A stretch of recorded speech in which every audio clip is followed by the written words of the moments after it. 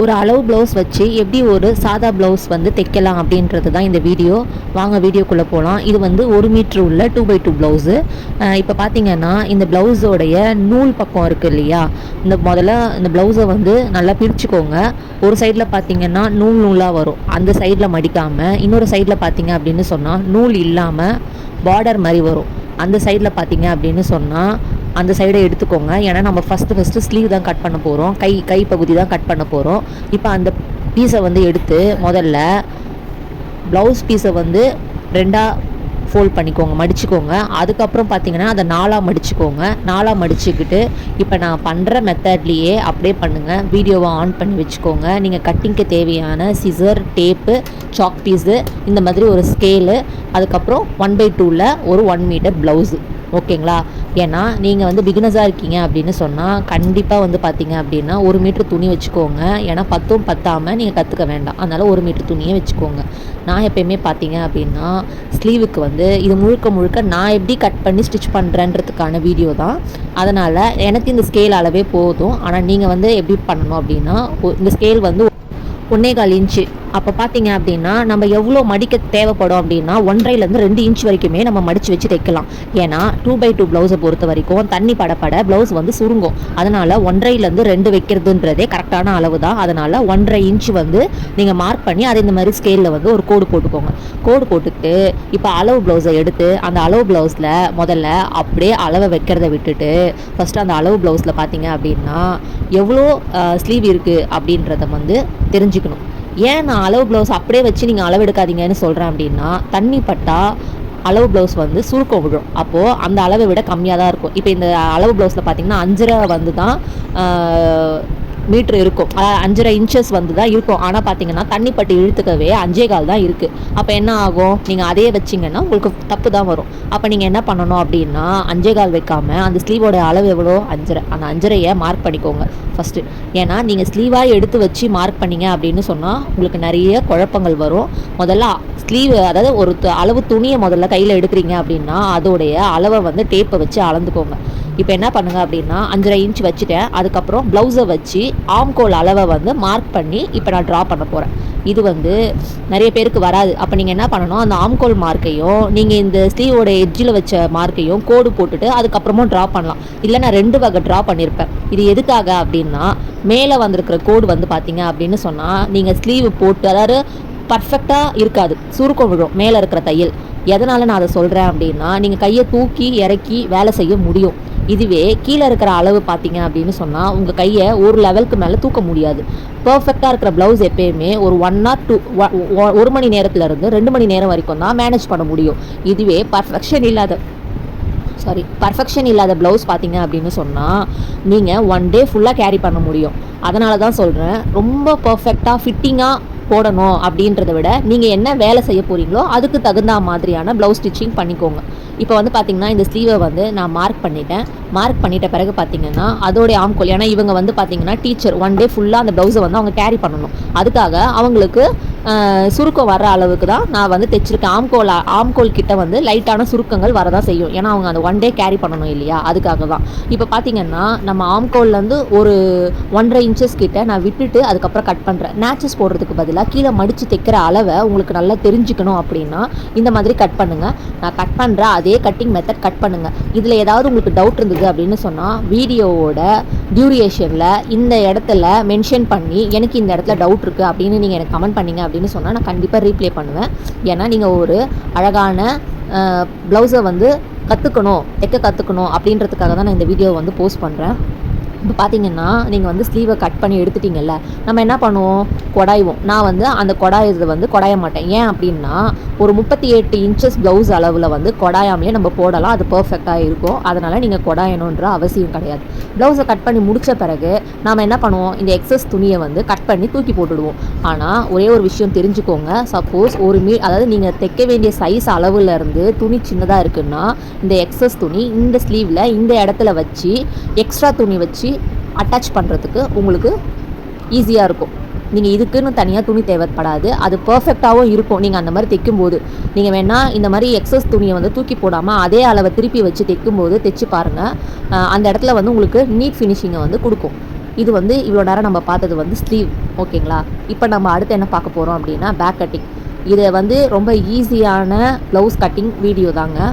நீங்கள் அதை எந்த அளவுக்கு ஈஸியாக எடுத்துக்கிறீங்க அப்படின்னு தான் இருக்குது. நான் இதை ஈஸியாக உங்களுக்கு வந்து ஒரு ஃப்ளோவில் சொல்லிட்டு போயிடலாம். பட் ஒரு சின்ன சின்ன விஷயங்களையும் நான் அக்யூரேட்டாக சொல்கிறதுக்கான ரீசன் என்ன அப்படின்னு பார்த்தீங்க அப்படின்னா உங்களுக்கு ஈஸியாக புரியணுன்றதுனால தான்.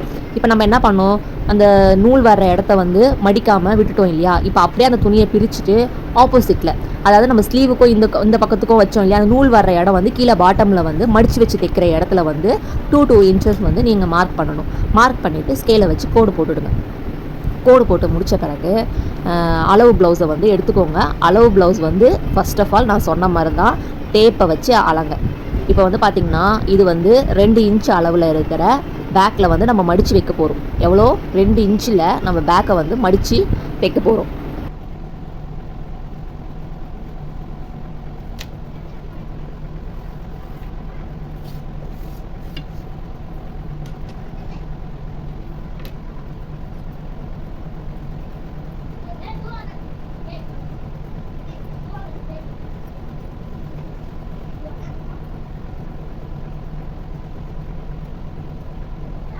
இப்போ பார்த்தீங்க அப்படின்னா நான் அளவு ப்ளவுஸை அது மேலே வந்து உட்கார வச்சுட்டேன். இப்போ பார்த்தீங்கன்னா இதில் நீங்கள் பண்ண வேண்டியது 1 2 3 4 4 மார்க் மட்டும்தான். அது என்னென்ன மார்க்குன்றதை நான் சொல்கிறேன். ரொம்ப ஈஸி. முதல்ல ப்ளவுஸ்லேருந்து பார்த்தீங்க அப்படின்னு சொன்னால் ப்ளவுஸ் என்ன ஹைட் அப்படின்றத நீங்கள் செக் பண்ணணும். அதுக்கப்புறம் பார்த்தீங்க அப்படின்னா அது கண்டிப்பாக ப்ளவுஸ் வந்து சுருக்கம் இருக்கிறதுனால கம்மியாக தான் இருக்கும். அதனால் ப்ளவுஸோடைய அளவு என்னன்றதை செக் பண்ணிவிட்டு சீம் அலவன்ஸையும் சேர்த்து தான் நீங்கள் மார்க் பண்ணணும். இப்போ ப்ளவுஸோட அளவு எவ்வளோ? 14.5. அப்போ சீம் அலவன்ஸு சேர்த்து என்ன பண்ணணும்? 15 வைக்கணும். ஏன்னா சீம் அலவன்ஸ் தனியாக மார்க் பண்ணிங்க அப்படின்னு சொன்னால் நீங்கள் பிகினர்ஸாக இருக்கும்போது உங்களுக்கு கன்ஃபியூஸ் வரும். நான் சொன்ன மாதிரி 4 இடத்துல மார்க் பண்ணிக்கலாம். ஃபஸ்ட்டு கீழே ஹிப்பாண்ட, அப்புறம் பேக் நெக்காண்ட, ஆம்கோலாண்ட, ஷோல்டராண்ட.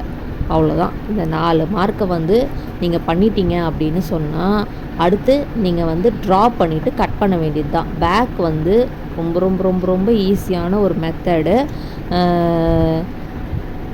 முக்கியமான ஒரு விஷயம், அளவு ப்ளவுஸ் வச்சு நீங்கள் கட் பண்ணுறீங்க அப்படின்னு சொன்னால் அந்த அளவு ப்ளவுஸ் வந்து தண்ணி பட்டு நிறைய சுருக்கங்கள் விழ வாய்ப்பு இருக்குது.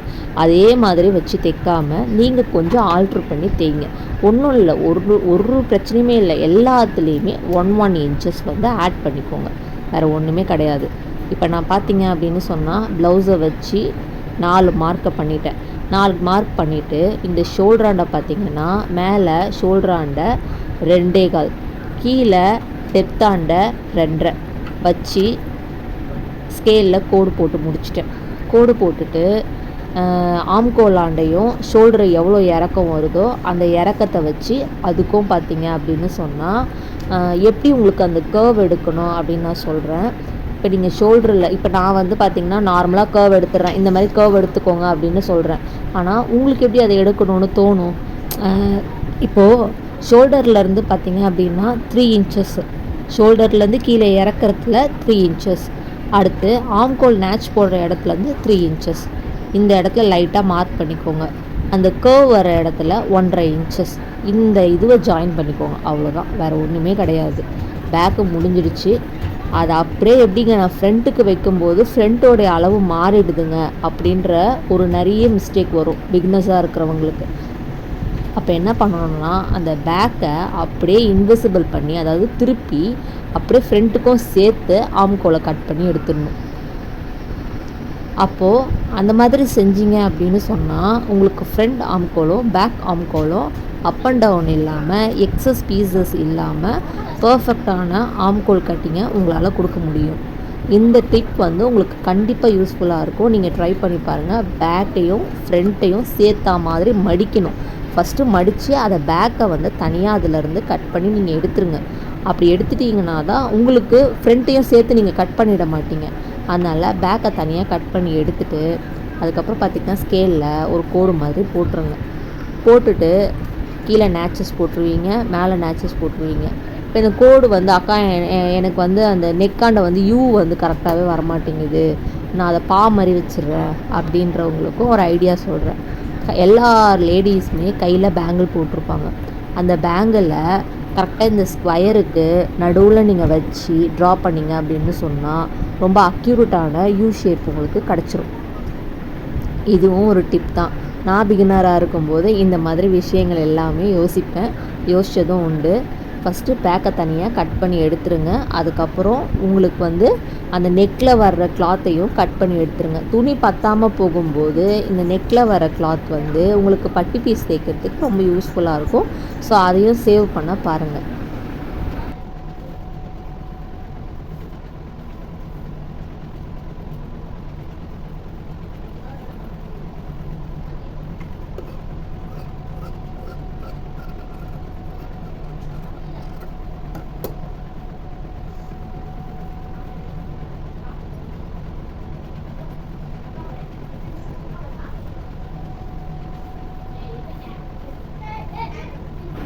அடுத்து ஃப்ரண்ட்டு பார்த்துடலாமா?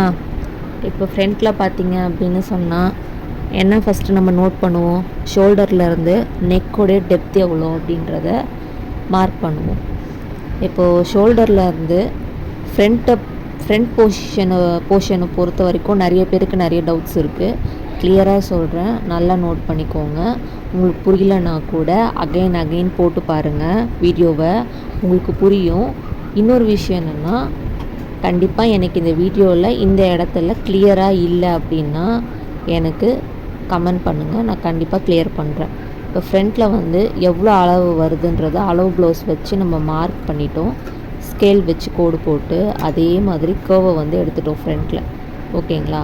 எடுத்து முடிச்சுட்டு நம்ம அடுத்து என்ன பண்ண போகிறோம், ஃப்ரண்ட்டில் வந்து பாயிண்ட்டு, செஸ்ட் பாயிண்ட் நல்லா கவனிங்க. ஃப்ரண்ட்டில் வந்து செஸ்ட் பாயிண்ட் எப்படி எடுக்கணும் அப்படின்றது தான் ரொம்ப ஈஸிங்க.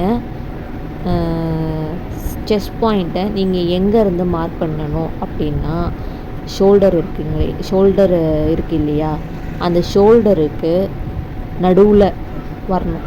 ஷோல்டருக்கு நடுவில் வச்சுக்கோங்க.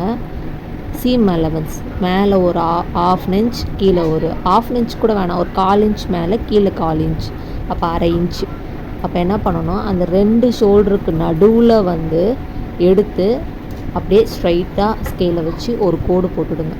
கோடு போட்டுட்டு இந்த எண்டிலேருந்து 3 இன்ச்சு, அதுக்கப்புறம் அதிலேருந்து ஒரு 2.5 இன்ச்சு. பஸ்ட்டு பெருசாக இருக்கிறவங்களுக்கு நீங்கள் 3 இன்ச் எடுக்கலாம். சென்ட்ராண்டை வந்து நீங்கள் 3 இன்ச் வந்து பஸ்ட்டு பெருசாக இருக்கிறவங்களுக்கு எடுக்கலாம். இவங்களுக்கு சின்னதாக இருக்கிறதுனால பஸ்ட்டு அளவு 2.5 இருந்தால் போதும். அந்த 2.5லையும் பாதியை மார்க் பண்ணிவிட்டு இந்த மாதிரி ஒரு வி ஷேப்பை கொடுத்துருங்க. வி ஷேப் கொடுத்து செஸ்ட்டு வர்ற இடத்துல ஒரு அழகான ஒரு கர்வை வந்து ட்ரா பண்ணிவிட்டு கட் பண்ண வேண்டியது தாங்க வேலை. ஃப்ரண்ட்டு ரொம்ப ரொம்ப ஈஸி. நிறைய பேருக்கு வந்து பாயிண்ட் மிஸ் ஆகுதுன்னு சொல்லுவாங்க. நீங்கள் இந்த மாதிரி கட் பண்ணி ஸ்டிச் பண்ணி பாருங்கள், கண்டிப்பாக பாயிண்ட் வந்து மிஸ் ஆகவே ஆகாது, ஷார்ப்பாகவும் இருக்காது. அதே சமயம் கீழே பட்டி பீஸுக்கு நீங்கள் தனியாக வந்து கர்வ் எடுத்து கட் பண்ண தேவை கிடையாது. நீங்கள் ஃப்ரண்ட்டில் இருந்து எடுக்கிறீங்க பார்த்தீங்களா, எக்ஸஸ் பீஸு பட்டி பீஸாக, அதை அப்படியே நம்ம பட்டியாக கன்வே பண்ணி லைட்டாக ஒரு ஆல்ட்ரேஷன் பண்ணி அது கூட ஒரு 2 எக்ஸ்ட்ரா துணியை சேர்த்து வச்சு தைச்சோம் அப்படின்னு சொன்னால் பட்டு piece ready. So front ready, கழுத்து பீஸ் ரெடி, அதுக்கடுத்து பார்த்திங்கன்னா பேக்கில் வந்து பேக் பீஸ் ரெடி. குட்டி குட்டி பீசஸ்லாம் வந்து எதுக்கும் சேஃப்க்கு எடுத்து வச்சுக்கோங்க. ஹூக் பட்டி, ஐ பட்டிலாம் கட்டுறதுக்கு யூஸ்ஃபுல்லாக இருக்கும். Next ஸ்லீவும் ready. கட்டிங்கை வந்து நம்ம இப்போ முடிச்சாச்சு. இது வரைக்கும் நீங்கள் கிளியர் ஆகிட்டீங்க அப்படின்னு சொன்னால் என் கூடவே சேர்ந்து கட்டிங்கை ஸ்டார்ட் பண்ணிவிடுங்க. அகெயின் மறுபடியும் பின்னாடி வீடியோ ரிவர்ஸில் போய் எப்படியெல்லாம் நான் மடித்தனோ அந்த மாதிரி மடித்து நீங்கள் கட்டிங்கை ஸ்டார்ட் பண்ணி இந்த மாதிரி கட் பண்ணி எடுத்து வச்சுக்கோங்க. நம்ம அடுத்து ஸ்டிச்சிங்க்கு போகலாம்.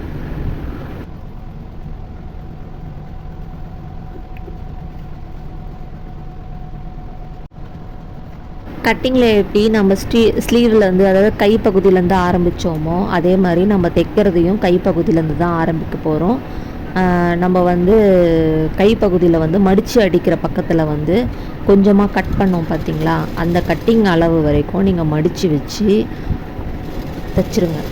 2 ஸ்லீவ்லேயுமே நம்ம எந்த அளவுக்கு மடித்து வச்சு அடிக்கணும்னு சொல்லி ஒரு கட் போட்டோமோ அந்த இடம் வரைக்கும் மடித்து வச்சு ஃபஸ்ட்டு தைச்சிருங்க.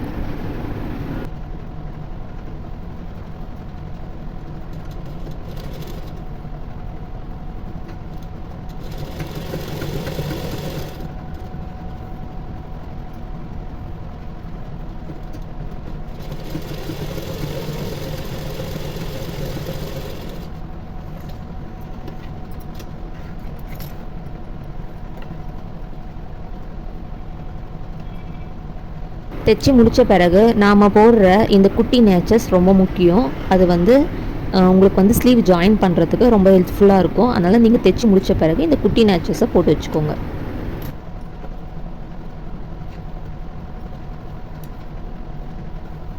நெக்ஸ்ட்டு நம்ம என்ன கட் பண்ணோம், பேக் கட் பண்ணோம். அடுத்து பேக்கை தான் ஸ்டிச் பண்ண போகிறோம். நாம் நேச்சஸ் போட்டோம் இல்லையா, இடுப்பில் எந்த அளவுக்கு மடித்து வச்சு தைக்கணும் அப்படின்னு சொல்லிட்டு அந்த அளவுக்கு ஃபோல்ட் பண்ணிக்கோங்க. 2ஆக ஃபோல்ட் பண்ணி மடித்து வச்சு தைச்சிடுங்க. இதில் வந்து ஈஸி மெத்தட். நிறைய பேர் பார்த்திங்கன்னா நிறைய தையல் போடுவாங்க. ஆனால் நான் எப்போயுமே எப்படி பண்ணுவேன் அப்படின்னா ஸ்ட்ரைட்டாகவே 2 மடிப்பு மடிச்சிடுவேன். உங்களுக்கு கிளியராக தெரியணும் அப்படின்னு சொன்னால் ஃபஸ்ட்டு இந்த நேட்ச்லேருந்து, அதாவது ஒரு நேட்ச்லேருந்து இன்னொரு நேட்ச் வரைக்கும் ஸ்கேலில் ஒரு கோடு போட்டுக்கிட்டு அதுக்கப்புறம் கூட நீங்கள் அந்த கோடை வச்சு கூட மடித்து வச்சு தைக்கலாம். அதுவும் உங்களுக்கு ஈஸியாக இருக்கும். அதே மாதிரி சைடு டாட் பிடிப்போம் நம்ம. அந்த டாட் வந்து ரொம்ப முக்கியமான ஒரு விஷயம். ஏன் அப்படின்னா நிறைய கல்யாணமான பெண்களுக்கு வந்து முதுகு வந்து கூன் வளைஞ்சிருக்கும். அப்போ இந்த டாட்டை நீங்கள் பிடிச்சி போடும்போது பார்த்திங்கன்னா அந்த கூன் வளைஞ்ச இடத்துல ரொம்ப நீட் ஃபினிஷிங்காக இருக்கும். அதாவது அவங்களுக்கு அந்த கூன் வளைஞ்ச மாதிரியே இருக்காது. அவங்களுடைய இடுப்பு பகுதியையும் அது அழகாக காட்டும் அந்த ப்ளவுஸு. அதனால தான் இந்த டாட் பிடிக்கிறதுன்றது ரொம்ப முக்கியமான ஒரு விஷயம். அதை எந்த அளவுக்கு பிடிக்கணும்னா, நீங்கள் நெக்கு வந்து கட் பண்ணியிருக்கீங்க இல்லையா பேக்கில், அந்த அளவுக்கு பிடிச்சிங்க அப்படின்னா ரொம்ப முதுகு வரைக்கும் ரொம்ப அழகாக இருக்கும். குட்டியாக பிடிக்காமல் கொஞ்சம் லாங்காக பிடிங்க, ரொம்ப அழகாக இருக்கும். ரெண்டுமே பார்த்திங்கன்னா ஈவனாக வரணும். ஈவனாக வந்தால் தான் பார்க்க அழகாக இருக்கும். பேக்கும் ஃபினிஷ்டு. அடுத்து நம்ம ஃப்ரண்ட்டுக்கு தான் போக போகிறோம்.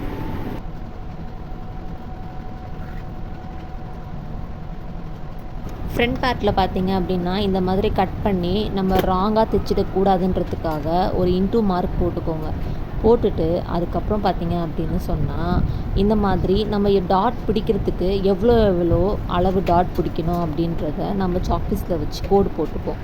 ஆனால் கோடு போடாமலேயே நான் உங்களுக்கு ஒரு நல்ல மெத்தட் சொல்கிறேன். அது என்ன அப்படின்றத வீடியோவில் பாருங்கள்.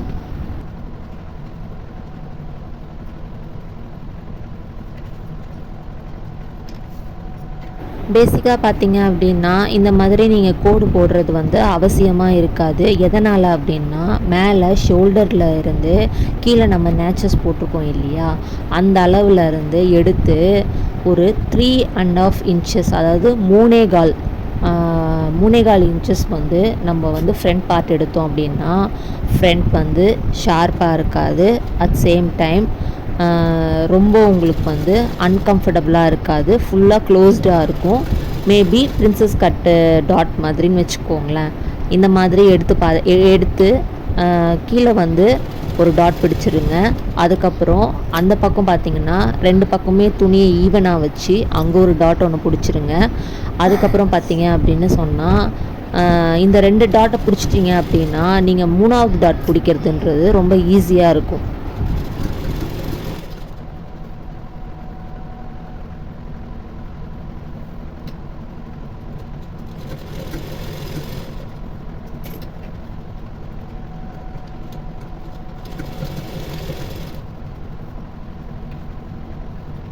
நான் சொன்ன மாதிரி பார்த்திங்கன்னா 3ஆவது டாட் பார்த்திங்களா, அதுவாகவே வாண்டடாக வராங்க. இப்போ இந்த 2 டாட்டை நீங்கள் பிடிச்சிட்டிங்கன்னா 3ஆவது டாட்டை அவங்களா வேறு வழி கிடையாது, உங்கள் கைக்கு வசம் வந்து தான் ஆகணும். இப்போ உங்களுக்கு ஒரு கான்ஃபிடென்ட் லெவல் வரும். என்ன அப்படின்னா, நான் 2 டாட்டை கரெக்டாக தான் பிடிச்சிருக்கேன் அப்படின்னு. 3ஆவது டாட் அந்த மாதிரி ஆட்டோமேட்டிக்காக தூக்கும்போது உங்களுக்கே இந்த 2 டாட் கரெக்டு அப்படின்றத நான் சொல்லுவேன். நீங்கள் அதை கரெக்டாக தான் தைச்சிருக்கீங்க அப்படின்றதையும் நீங்கள் தெரிஞ்சுக்கலாம் கண்கூடா.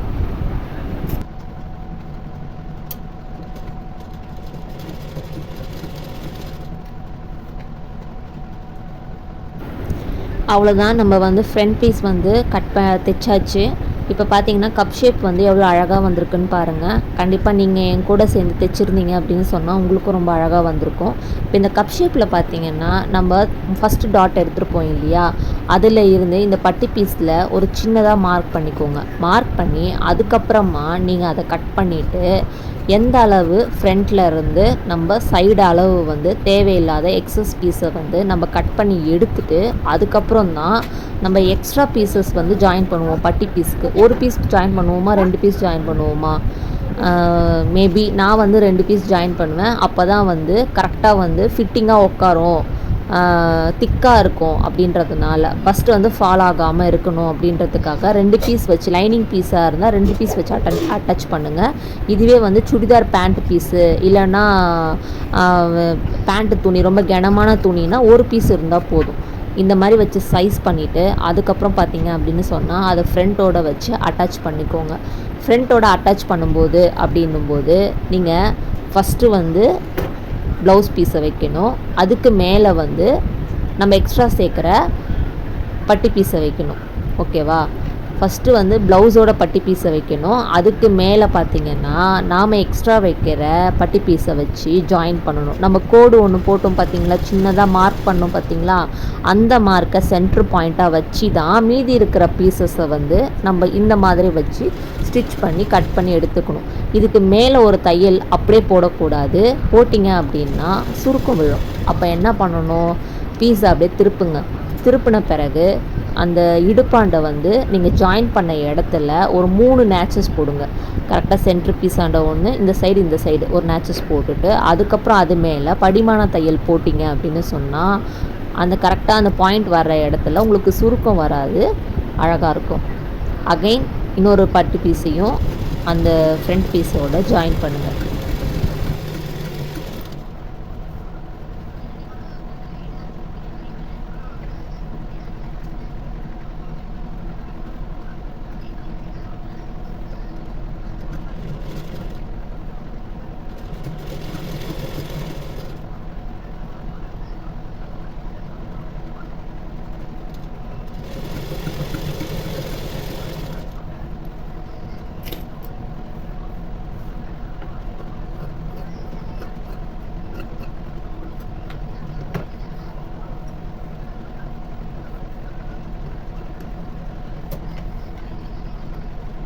இப்போ நம்ம வந்து ஜாயின் பண்ணியாச்சு.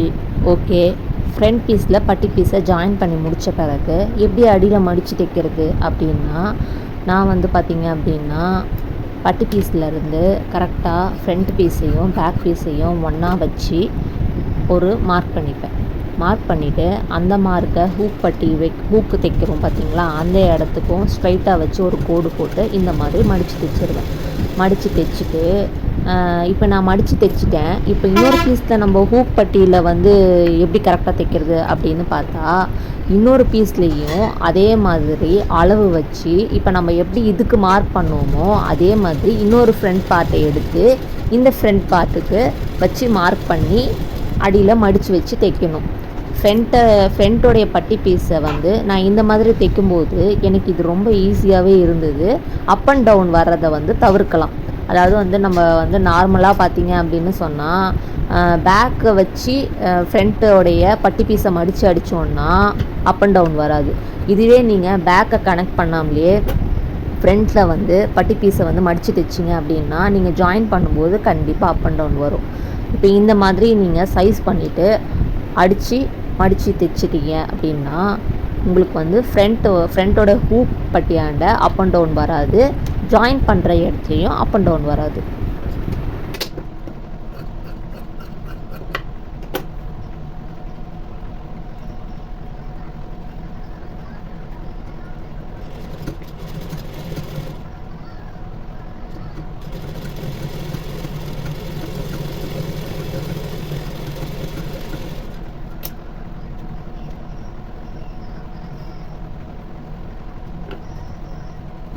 அடுத்து ஹூக் பட்டியும் ஐ பட்டியும் கட்ட போகிறோம். இப்போ பார்த்திங்க அப்படின்னா ஒரு பக்கம் ஐ பட்டி கட்டிகிட்ருக்கேன். இது பார்த்திங்கன்னா ஃப்ரண்ட்டோடைய பேக் சைடு வச்சு இந்த ஐ பட்டியை வந்து ஜாயின் பண்ணணும். இன்னொரு சைடில் ஃப்ரண்ட்டோடைய ஃப்ரண்ட் பக்கத்தில் வச்சு ஹூக் பட்டியை ஜாயின் பண்ணணும். நல்லா நோட் பண்ணிக்கோங்க. ஃப்ரண்ட்டோடைய ஃப்ரண்ட் பக்கம் ஹூக் பட்டி, ஃப்ரண்ட்டோடைய பேக் சைடு ஐ பட்டி. இதை வந்து நீங்கள் ஜாயின் பண்ணி இப்போ நான் எப்படி மடித்து தைக்கிறனோ அதே அளவில் நீங்கள் நீங்கள் வந்து இந்த அளவு தான் இவ்வளோ தான் அப்படின்னு ரொம்ப பர்ஃபெக்டாக வந்து ஸ்கேலில் எடுத்துகிட்டு கோடு எடுத்துக்கிட்டு சாக்பீஸ் வச்சுக்கிட்டெல்லாம் அளவு வைக்க தேவையில்லை. இப்போ நான் எப்படி அதோடையே வச்சு ஜாயின் பண்ணிவிட்டு கொஞ்சம் மேலே தூக்கி வைங்க. எக்ஸஸ் பீஸ் போனாலும் பரவாயில்ல, நம்ம கட் பண்ணிக்கலாம், சைஸ் பண்ணிக்கலாம். அதனால் துணியை கொஞ்சம் மேலே தூக்கி வச்சுட்டு நீங்கள் கீழே எவ்வளோ தூரம் வரைக்கும் ஒரு 1/2 இன்ச் அளவு வரைக்கும் விட்டுட்டு அதுக்கப்புறம் நீங்கள் கட் பண்ணிவிட்டு இந்த மாதிரி மடித்து தைச்சிங்க அப்படின்னு சொன்னால் 2 பார்ட்டியுமே ஈக்குவல் பண்ணி பார்க்கும்போது அப் அண்ட் டவுன் வந்ததுன்னா நம்ம சைஸ் பண்ணிக்கலாம். ஒரு பிரச்சனையுமே கிடையாது. ரொம்ப ஈஸியாக தைங்க, கூலாக தைங்க.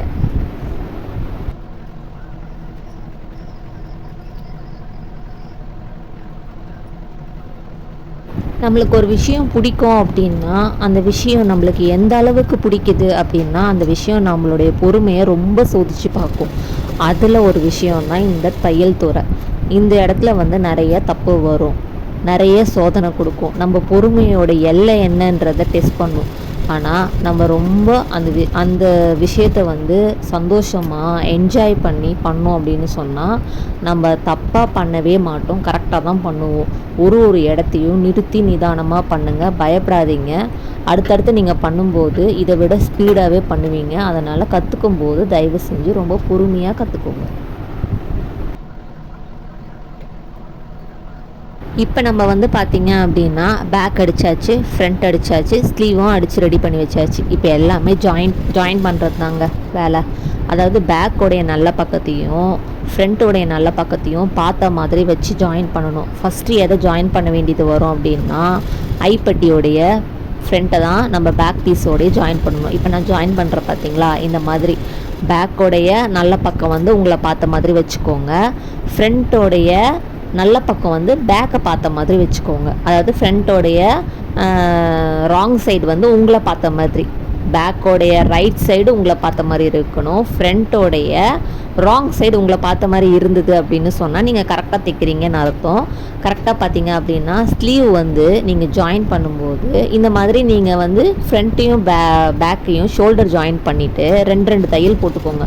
ஷோல்டர் ஜாயின் பண்ணிவிட்டு அடுத்து நீங்கள் ஸ்லீவ் ஜாயின் பண்ண போகிறீங்க அப்படின்னா நம்ம வந்து எங்கேருந்து நான் எங்கேருந்து ஸ்டார்ட் பண்ணுவேன், நம்மன்னு சொல்கிறேன், நான் எங்கேருந்து ஸ்டார்ட் பண்ணுவேன் அப்படின்னா ஷோல்டர்லேருந்து தான் ஸ்டார்ட் பண்ணுவேன்.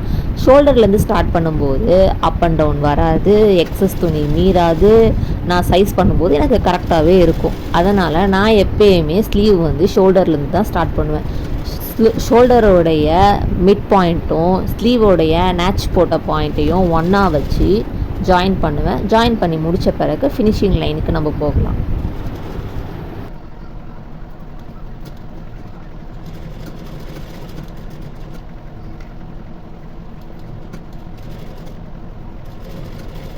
இந்த இடத்துல ஒரு முக்கியமான விஷயத்த உங்களுக்கு நான் ஷேர் பண்ண விரும்புகிறேன். அது என்ன அப்படின்னு பார்க்க போனீங்க அப்படின்னா பிகினர்ஸோ ரொம்ப நல்லா தைக்க தெரிஞ்சவங்களோ எல்லாருமே எக்ஸ்ட்ரா துணி மீற தான் செய்யும். அதை சைஸ் பண்ணி கட் பண்ணி வெளில தூக்கி போட தான் செய்வாங்க. எல்லாருக்குமே வந்து பார்த்திங்கன்னா பர்ஃபெக்ஷனான ஸ்டிச்சிங் வந்து வராது.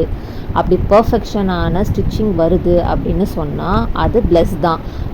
நீங்கள் கட்டிங் வந்து கரெக்டாக பண்ணியிருக்கீங்கன்னு அர்த்தம். என்ன தான் கட்டிங் கரெக்டாக பண்ணியும் நீங்கள் எக்ஸஸ் துணி வராமல் நீங்கள் தைச்சா கூட நீங்கள் தைச்சி முடித்த பிறகு என்ன பண்ணுவீங்க, சைடில் இருக்கிற துணியெல்லாம் ஓவர்லாக் பண்ணி கட் பண்ணி தூக்கி போடுவீங்க.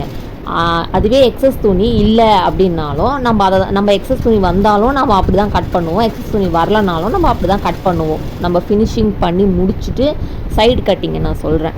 அதனால் ஐயோ நான் ஸ்லீவ் ஜாயின் பண்ணும்போது எனக்கு இவ்வளோ துணி வந்து பேக்கில் மீறுதே, இல்லைன்னா ஸ்லீவ்லேருந்து இவ்வளோ துணி வெளியே போகுது, அப்போ நான் தப்பாக கட் பண்ணிட்டேனோ, நான் தப்பாக தைக்கிறேனோ அப்படின்னு மட்டும் நினைக்காதீங்க. முதல்ல நீங்கள் கட் பண்ணி ஜாயின் பண்ணும்போது அளவு துணியை வச்சு பார்க்கும்போது உங்களுக்கு அது கரெக்டாக இருக்கும். நீங்கள் ஸ்டார்டிங்லேயே கட்டிங்கை கரெக்டாக பண்ணிட்டீங்க அப்படின்னு சொன்னால் ஸ்டிச்சிங் பண்ணும்போது நீங்கள் பயப்படணுன்ற அவசியமே இல்லை.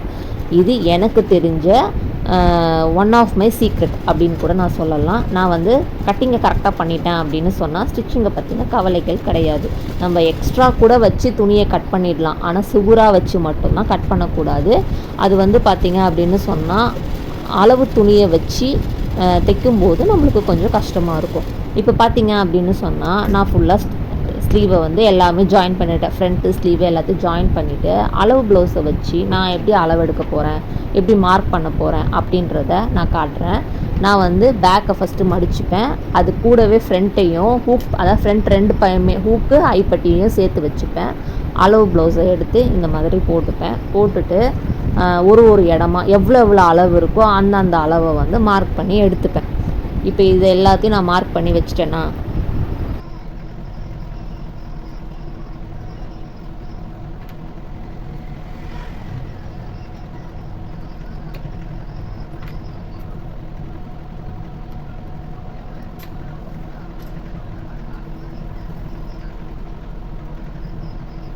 இப்போ நான் வந்து பார்த்திங்கன்னா ஸ்லீவ் இருந்து ஜாயின் பண்ணிக்கிட்டே கொண்டு வர போகிறேன்.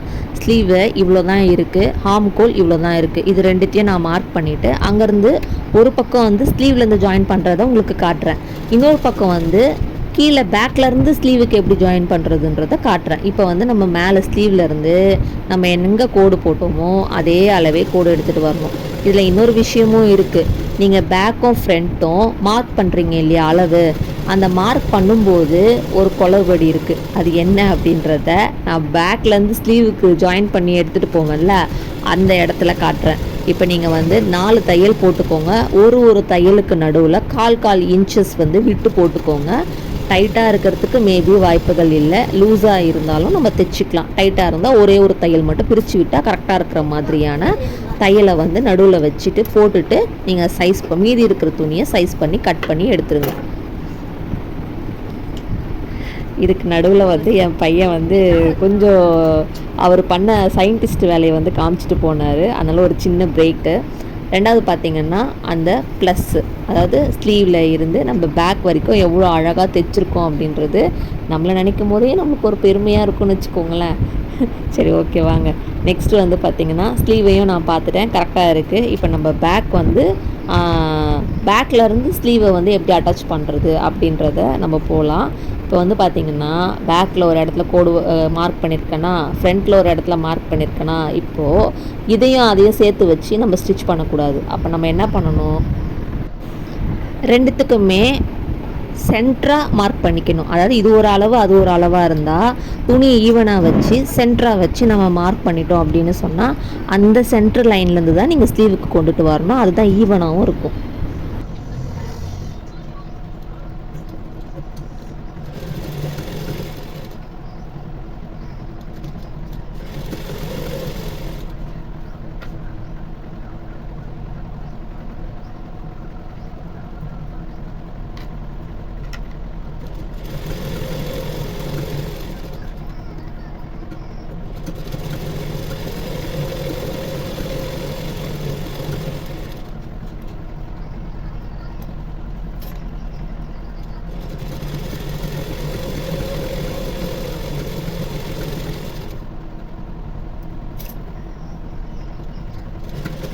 இப்போ நம்ம தைச்சி முடித்த பிறகு பார்த்திங்க அப்படின்னு சொன்னால் இந்த மாதிரி நிறைய எக்ஸஸ் துணி வந்து வரும்.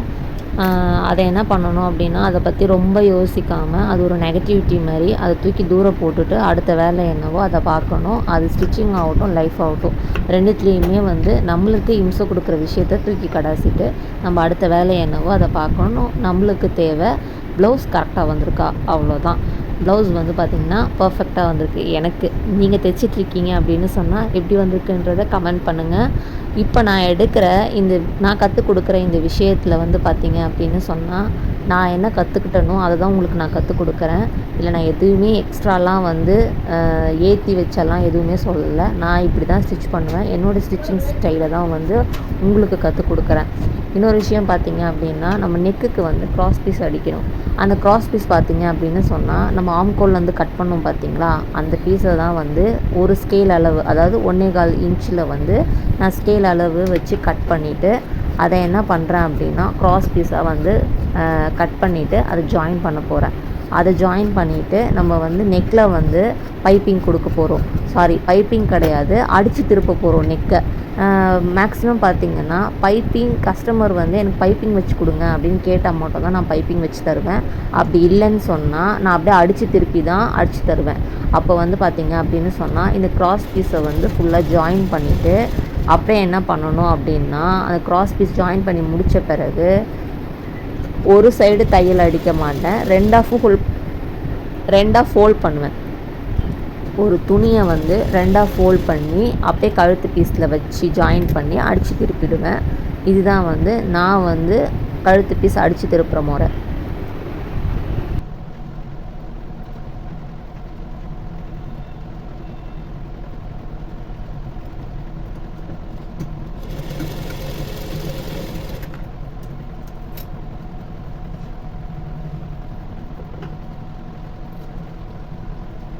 பட் இந்த கஸ்டமர் பார்த்திங்கன்னா உருட்டு பைப்பிங்லாம் கேட்கல. மோஸ்ட் ஆஃப் த பேர் வந்து பார்த்திங்கன்னா அபவ் 45 ஏஜுக்கு மேலே இருக்கிறவங்க தான் உருட்டு தையல் அடித்து கொடுமா அப்படின்னு கேட்பாங்க, உருட்டு பைப்பிங் வச்சு கொடுமா அப்படின்னு கேட்பாங்க. இவங்க வந்து என்கிட்ட அப்படி கேட்கல. அதனால் நான் வந்து கழுத்து பீஸ் அடித்து திருப்புற மெத்தட் வந்து வேறு மாதிரி இருக்கும். அது என்னென்னு பார்த்தீங்க அப்படின்னா, கழுத்து பீஸ் நம்ம எவ்வளோ அந்த ஒரு ஸ்கேல் 1.25 இன்ச்சஸ் நான் வச்சு கட் பண்ணி ஜாயின் பண்ணிவிட்டு அந்த துணியை வந்து ரெண்டாக மடிப்பேன். ரெண்டாக மடித்து அதை என்ன பண்ணுவேன், கழுத்து ஓரமாக ஜாயின் பண்ணிக்கிட்டே எடுத்துகிட்டு வந்துடுவேன். எடுத்துகிட்டு வந்துட்டு ஃபினிஷிங் முடித்த பிறகு அதை அப்படியே திருப்பி வச்சு ஒரு தையல் போட்டுட்டேன் அப்படின்னு சொன்னால் என்னுடைய நான் தைச்ச ப்ளவுஸில் கழுத்து பீஸ் ரெடி. இவ்வளோ தாங்க ப்ளவுஸ் ஸ்டிச்சிங்கே முடிஞ்சுது, அவ்வளோதான். நீங்கள் வந்து இப்போது நான் சொல்லி கொடுத்ததில் என்னென்ன விஷயங்களை கற்றுக்கிட்டீங்க அப்படின்னு எனக்கு தெரியாதுங்க. ஆனால் நான் கரெக்டான முறையில் கற்றுக் கொடுத்துருக்கேன் அப்படின்னு தான் நான் நினச்சிட்ருக்கேன். அதில் உங்களுக்கு ஏதாவது டவுட்ஸ் இருக்குது அப்படின்னா கண்டிப்பாக கமெண்ட் பண்ணுங்கள், இல்லை கம்யூனிட்டி போஸ்ட்டில் வந்து எஸ்எம்எஸ் பண்ணுங்கள். நான் அதுக்கான ரீப்ளேவை கண்டிப்பாக கொடுக்காமல் இருக்க மாட்டேன். ஏன்னா நிறைய பேர் பார்த்தீங்க அப்படின்னா துணி தைக்கணுன்ற ஆர்வம் இருக்குது, ஆனால் அதை சொல்லி கரெக்டான முறையில் ஒரு ஃப்ரெண்ட்லியாக சொல்லி தர்றதுக்கான வழிமுறை தான் அவங்க தேடுறாங்க. அதனால் அந்த மாதிரி முறையில் தான் நான் இப்போ கற்றுக் கொடுத்துருக்கேன் அப்படின்னு நான் நினைக்கிறேன். உங்களுக்கு இந்த மெத்தட் ஈஸியாக புரிஞ்சுது அப்படின்னு சொன்னால் ஐ எம் வெரி ஹாப்பி. எனக்கு ரொம்ப சந்தோஷம். நான் சொன்ன விஷயங்கள் உங்களுக்கு புரிஞ்சுது அப்படின்னு நான் நினைக்கும் போது எனக்கு ரொம்ப சந்தோஷமாக இருக்குது. இன்றைக்கி இந்த வீடியோ வந்து நல்லபடியாக போச்சுன்னு நான் நினைக்கிறேன். உங்களுக்கும் இது வந்து பிடிச்சிருக்கும் அப்படின்னு நம்புகிறேன். கண்டிப்பாக இந்த வீடியோ உங்களுக்கு யூஸ்ஃபுல்லாக இருந்தால் யூஸ் பண்ணிக்கோங்க. நெக்ஸ்ட்டு இன்னொரு வீடியோவில் பார்க்குறேன். அடுத்து என்ன மாதிரி வீடியோ வேணுன்றதும் கமெண்ட் பண்ணுங்கள், நான் கண்டிப்பாக போஸ்ட் பண்ணுறேன். என்னால் முடிஞ்ச எஃபர்ட்டை என்னுடைய சேனலுக்கு நான் கண்டிப்பாக கொடுப்பேன். தேங்க்ஸ் ஃபார் வாட்சிங். பை.